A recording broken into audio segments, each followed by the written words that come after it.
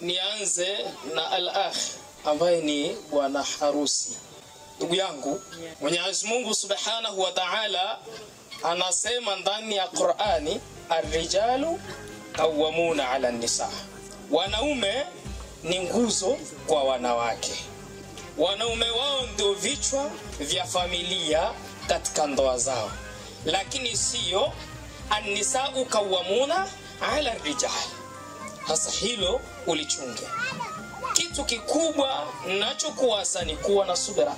Tambo ya kwanza, wewe umelelewa malezi tofauti na huyu, si ya kiimani, nikikusudia kwamba mzazi aliyokulea sio aliyomlea huyu.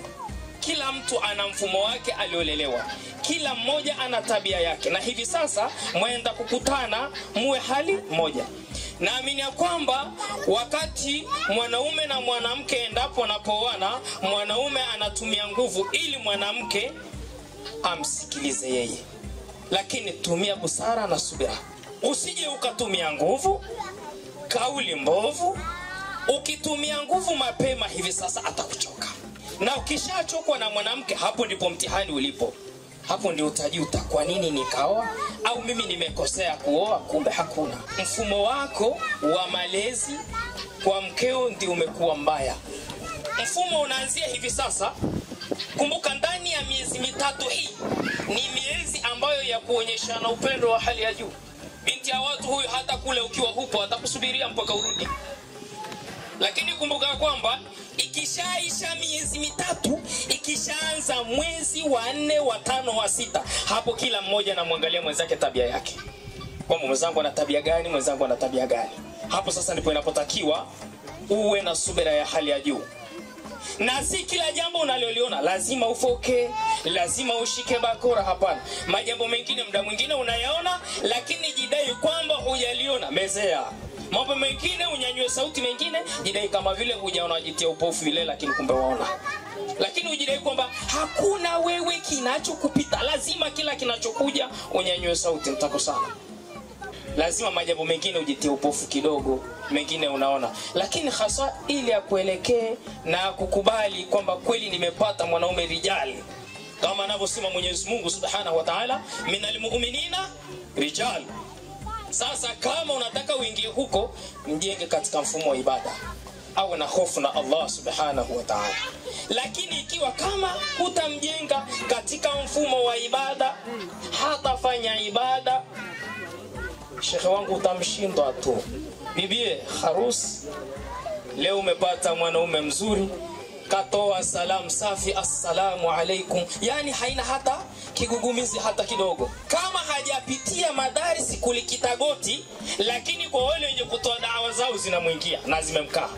Kama we mwenyewe jinsi mzee alivyozungumza kwamba umepitia madarisi na umesoma na unaelewa stara nini. Kwa maana hiyo, kama unaelewa stara nini, naamini ya kwamba na wewe hapo ulipo unatambua kwamba ni ipi maana ya mume na ni lipi daraja la mume kwako wewe. Cha kwanza, kuwa na subira, kuwa mvumilivu. Ukijidai kwamba mbona mimi hapa haki ni ya kwangu, mbona ananidhulumu, lazima sauti iwe juu, mtakosana. Mambo mengine yatakiwa utambue kwamba hapa kweli haki nayo, lakini jitie upofu, nyamaza, meza ndani, hufi. Na hayo ndio malezi ya ndoa. Watu katika ndoa wanavumiliana. Ukiona huyu anaitwa babu, huyu anaitwa bibi, wana wajukuu, wamevumiliana ndani ya ndoa. Usidhani kwa vile leo ndio mumeoana basi siku zote mkila ugali lazima mlishane. Hakuna. Siku nyingine mwanaume atakuja amenuna we, hata kucheka hacheki. Sasa utasema sasa ndio tabia gani hiyo? Haya yakaanza lini haya? Muulize mume wangu, waenda kuoga ndio ule au unakula ndio uende kuoga? Swali wala nani? Allahu subhanahu. Lakini ukimuuliza haya za huko umekuja umenuna, leo na mapya, utakoma kaka we. Kweli hakomi yeye, unakoma wewe.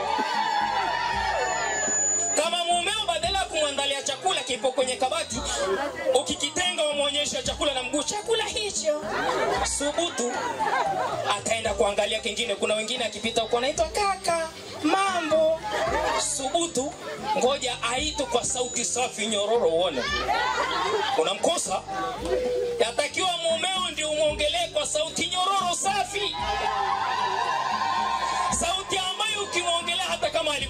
sura lazima atabasamu asema mke wangu unajua bana hata ukimwambia mimi nataka dela kesho kutwa kuna harusi lazima utaanza kusikia mke wangu unasema nini nataka dela shilingi ngapi 15,000 utaanza kusikia sasa hicho ndicho kinachokupaswa kichwa 15,000 hebu shika 30 utachukua na mtandio.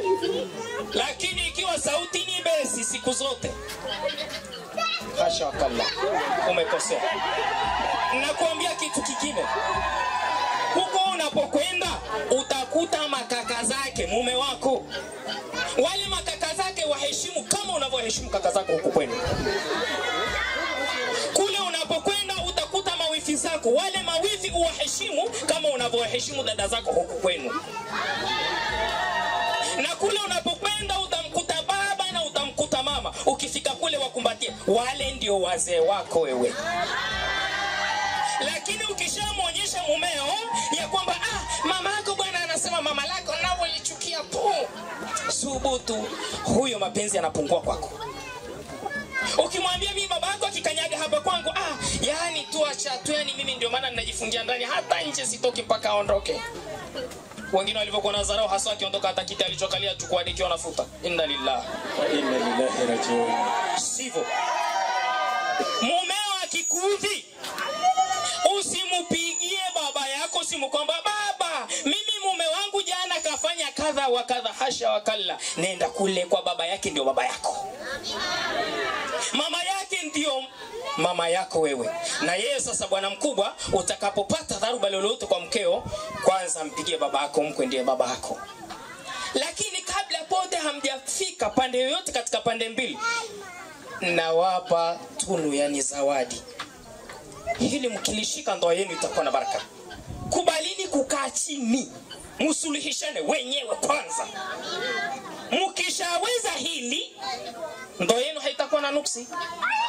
Lakini mkishaanza kupiga simu, mkatuma message, sijui imepanda imeshuka, bwa shemeji uko wapi? Yuko wapi shemeji?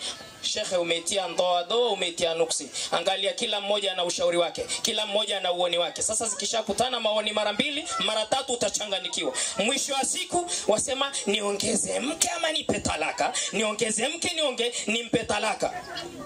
Shekhe, kuongeza mke ni mahala pako kwa sababu ni sheria. Lakini ukishashindwa kumlea huyu, ukataka kuongeza mwingine kwa sababu anakufanyia dhuru, huyu hutamweza ngo. Acha viongezeke vichwa viwili uone utakavochezeshwa rede.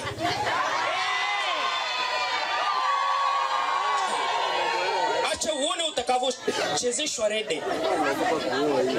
Shekhe, utachezeshwa na utainamisha kichwa chini.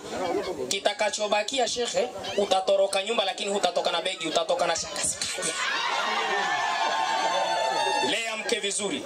Mwanamke onyesha mapenzi kwa mume, utakapomwonyesha mapenzi ya hali ya juu, ataishia kubakia na wewe tu mpaka mufe muzikane. Lakini ukishamchokonoa kuna wakina Sauda huko nje wanaangalia udezi huo, alhamdulillah, utamkosa. Mimi siwezi kuendelea sana kwa sababu nilishapigwa kono toka jana. Kwa hiyo nisiendelee sana. Wale wenzetu wanaosafiri, Mwenyezi Mungu awarudishe salama na wafike salama.